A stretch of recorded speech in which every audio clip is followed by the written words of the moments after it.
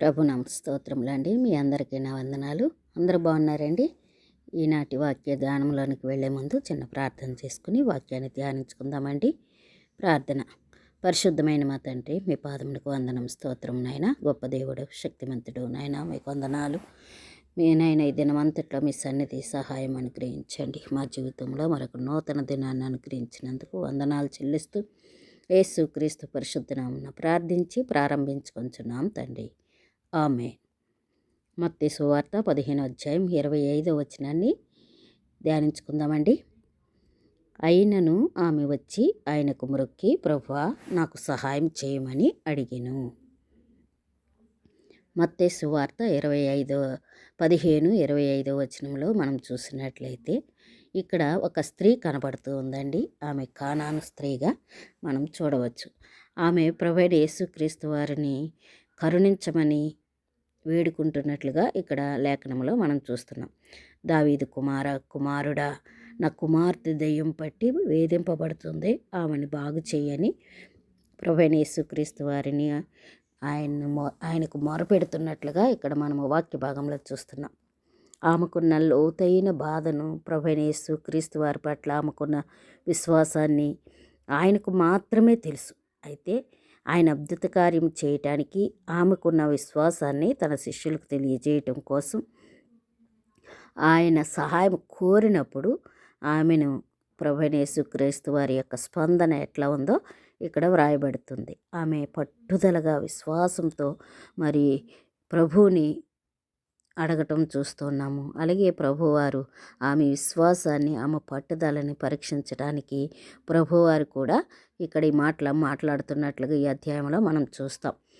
రక్షణ అనేది మరి యూదుల్లోనే ఉన్నదని, యూదుల కొరికే ప్రభు వచ్చారని ఆ దినాల్లో చాలామంది అనుకునేవారు. అయితే ప్రభు అయిన యేసుక్రీస్తు వారు ప్రజలందరికీ కూడా ఆయన అందరికీ ప్రభు అనే మాటను అందరూ గ్రహించాలి, అందరితో పాటు శిష్యులు కూడా గ్రహించాలనే ఉద్దేశంతో ప్రభువారు ఆమెను ఆ రీతిగా పరీక్షించినట్లు మనం చూస్తున్నాం. రక్షణ అందరికీ అందుబాటులో ఉందనే సందర్భాన్ని ఇక్కడ మనము వాక్య భాగంలో చూస్తూ ఉన్నాం.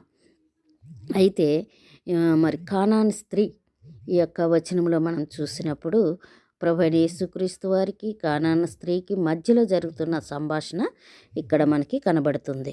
ప్రభువైన యేసుక్రీస్తు వారి యూదా ప్రాంతంలో ఉన్నప్పుడు ఈ యొక్క అన్యజాతీయురాలైన స్త్రీ ఆయన దగ్గరికి వచ్చి తన బాధను చెప్పుకుంటున్నట్లుగా ఇక్కడ మనము వాక్య భాగంలో చూస్తాం.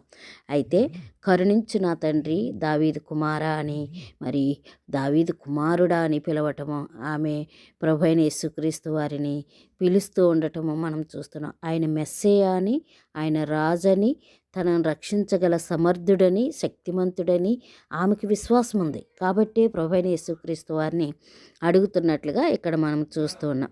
అయితే ఆమె కుమార్తె తీవ్రమైన దెయ్యముల చేత పీడింపబడుతూ ఆ స్థితిలో ఉన్న ఆమెని స్వస్థపరచడానికి ఆమె ప్రభువైన యేసు క్రీస్తు వారి యొక్క సహాయాన్ని కోరుకుంటూ ఉందని ఇక్కడ లేఖనము తెలియపరుస్తుంది. విశ్వాసాన్ని పరీక్షించడానికి ప్రభువారు మొదట అలా మాట్లాడారు, కానీ ఆమెను పరీక్షించినట్లు అక్కడున్న శిష్యులు కూడా ఆమె యొక్క విశ్వాసాన్ని గ్రహించాలని, ఆమె పట్టుదలని, విశ్వాసాన్ని చూడాలనే ఉద్దేశంతో ఆయన ఇక్కడ మాట్లాడుతున్నట్లు చూస్తున్నాం. రక్షణ ఈ సంఘటన ద్వారా ప్రభువైన యేసుక్రీస్తు వారి యూదులకు మాత్రమే కాదని అన్యజనులకు కూడా అందుబాటులో ఉందని, ఆయన దయ అందరికీ మరి ప్రభువైన యేసుక్రీస్తు వారు తన శిష్యులకు, ప్రజలకు తెలియజేయటానికి ఆయన అక్కడ ఆమెను పరీక్షించినట్లుగా, ఆమె విశ్వాసాన్ని పరీక్షించినట్లుగా మనం చూస్తున్నాం.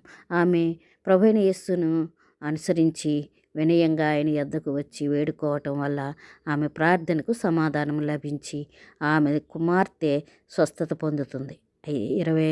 మత్తయి సువార్త 15:28లో ఈ యొక్క విషయాన్ని మనం చూస్తాం.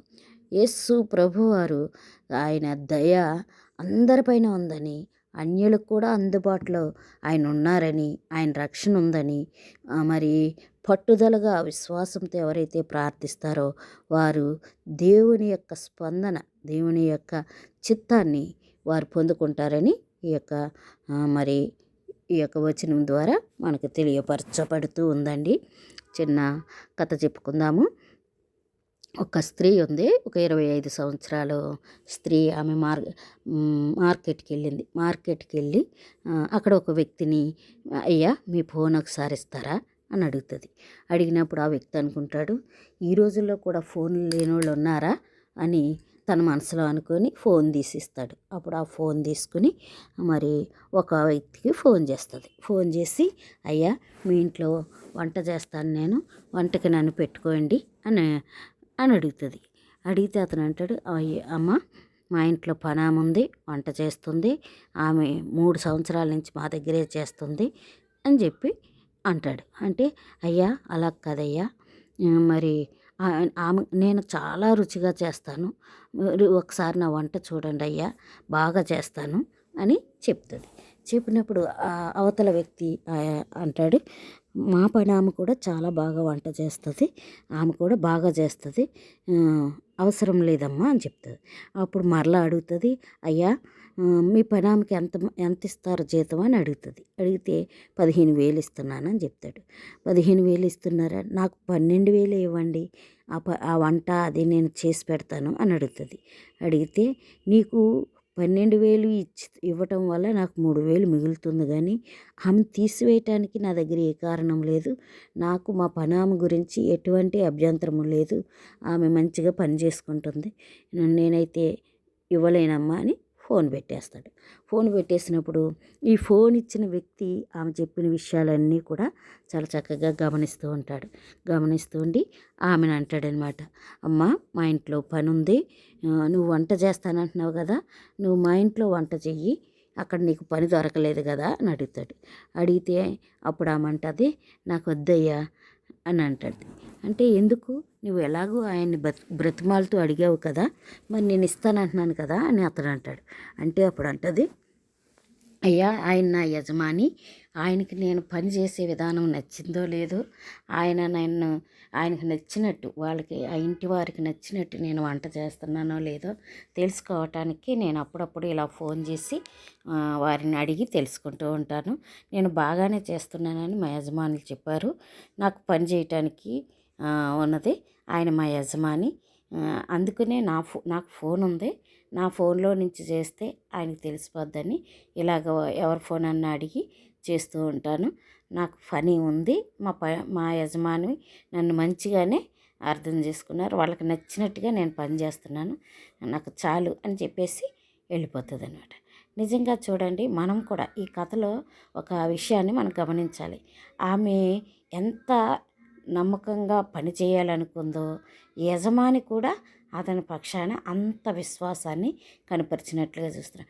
ఈమె విశ్వాసంతో ఆ ఇంట్లో పని చేస్తుంది, ఆ ఇంటి వారికి నచ్చేటట్లుగా ఆమె చక్కగా చేస్తూ ఉంది. అలాగే ఇంటివారు కూడా నచ్చేటట్లుగా ఆమె చేస్తున్నందుకు ఆమెని మరి మంచిగా ఇతరుల దగ్గర సాక్ష్యం చెప్తూ ఆమె బాగా చేస్తుందని సాక్ష్యాన్ని పొందుకుంటుంది. మనం కూడా ఈ వాక్యం ద్వారా ఈ యొక్క సమరయ స్త్రీ ఎట్లా అయితే ప్రభు యొద్దకు వచ్చి పరీక్షింపబడ్డదో, విశ్వాసం ద్వారా పట్టుదల ద్వారా ఆమె ఎలా పరీక్షింపబడ్డదో, మనం కూడా మన జీవితంలో ఎలాంటి పరీక్షలు ఎదురైనప్పుడు మనం దేవునికి నమ్మకముగా విశ్వాసముతో ఆయన వేడుకునే వారంగా, ఆయన సహాయం పొందుకునే వారంగా మనం ఉండాలి. మనమే సహాయం చేయటం కాదు కానీ, మనమే సహాయం పొందుకోవటం కాదు కానీ, మనం కూడా దేవునికి ఏమైనా ఉపయోగకరంగా, ప్రయోజనకరంగా ఈ బిడ్డ వల్ల నేను సంతోషంగా ఉన్నాననే ఉద్దేశం దేవునికి ఉందో లేదో మన ప్రార్థన పూర్వకంగా, మన యొక్క విశ్వాసపూర్వకంగా ప్రభు దగ్గర మొరపెడుతున్నారు. ప్రభా, నీకు నేను నమ్మకంగా ఉన్నానా, విశ్వాసం కలిగి ఉన్నానా, ఎలా జీవిస్తున్నానో నన్ను పరీక్షించు ప్రభు అని ప్రభువుని అడిగే వారంగా ఉండాలని ఈ యొక్క వాక్యం మనకి తెలియపరుస్తుంది. మనము అట్టి రీతిగా మరి ప్రభు యొక్క సన్నిధిలో, ప్రభువుకి నచ్చిన రీతిలో, ప్రభువుకి ఇష్టకరంగా మనం ఉంటూ ఆయన సహాయం పొందుకునే కృప ఆయన మనకి అందరికీ అనుగ్రహించునుగాక. ఆమేన్. ప్రార్థన చేసుకుందామండి. పరిశుద్ధమైన మా తండ్రి, మీ పాదములకు వందనం, స్తోత్రం నాయన. ఉదయకాల సమయంలో మీరు మాతో మాట్లాడినందుకు వందనాలయ్యా. మీరు మాకు సహాయం చేసే తండ్రిగా ఉన్నారు ప్రభా, మీకు వందనాలు.